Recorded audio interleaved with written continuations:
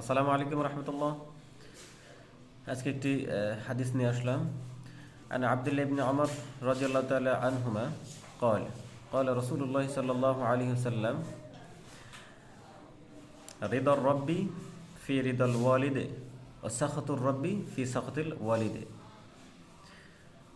আব্দুল্লাহ ইবনে ওমর রাদিয়াল্লাহু তাআলা আনহুমা থেকে বর্ণিত, তিনি বলেন, রাসূলুল্লাহ সাল্লাল্লাহু আলাইহি সাল্লাম বলেছেন, মাতাপিতার সন্তুষ্টিতে রবের সন্তুষ্টি এবং মাতাপিতার অসন্তুষ্টিতে রবের অসন্তুষ্টি।